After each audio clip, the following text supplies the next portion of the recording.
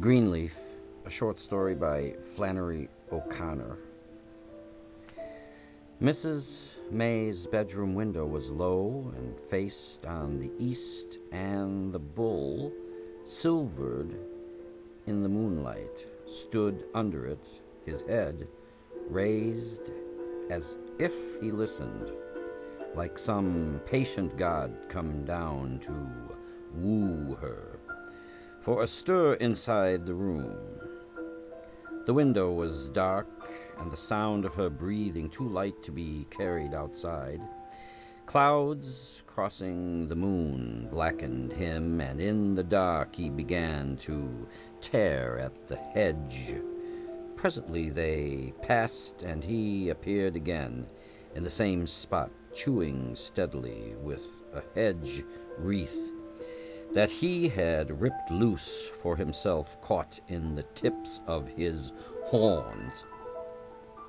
When the moon drifted into retirement again, there was nothing to mark his place but the sound of steady chewing. Then abruptly a pink glow filled the window. Bars of light slid across him as the Venetian blind was slit. He took a step backward and lowered his head as if to show the wreath across his horns. For almost a minute there was no sound from inside. Then, as he raised his crowned head again, a woman's voice, guttural, as if addressed to a dog, said, "Get away from here, sir," and in a second muttered, "Some nigger scrub bull." The animal pawed the ground, and Mrs. May, standing bent forward behind the blind, closed it quickly lest the light make him charge into the shrubbery. For a second she waited, still bent forward, her nightgown hanging loosely from her narrow shoulders. Green rubber curlers sprouted neatly over her forehead, and her face beneath them was smooth as concrete, with an egg-white paste that drew the wrinkles out while she slept. She had been conscious in her sleep of a steady, rhythmic chewing, as if something were eating one wall of the house.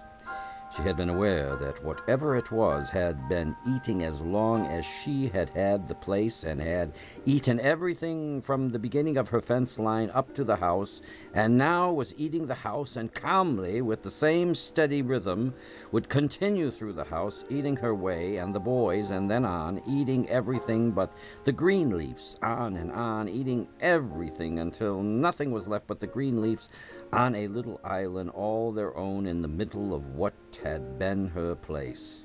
When the munching reached her elbow, she jumped up and found herself, fully awake, standing in the middle of her room. She identified the sound at once. A cow was tearing at the shrubbery under her window. Mr. Greenleaf had left the lane gate open, and she didn't doubt that the entire herd was on her lawn.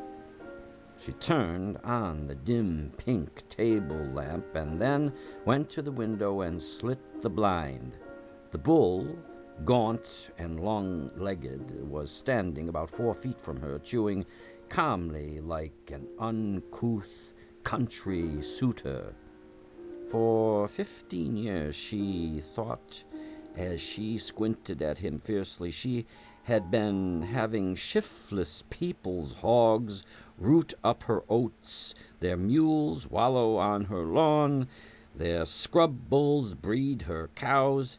If this one was not put up now, he would be over the fence, ruining her herd before morning, and Mr. Greenleaf was soundly sleeping a half-mile down the road in the tenant house. There was no way to get him unless she dressed and got in her car and rode down there and woke him up. He would come, but his expression, his whole figure, his every pulse would say, "Hit looks to be like one of both of them boys would not make their maw ride out in the middle of the night this way. If hit was my boys, they would have got that bull up theirself.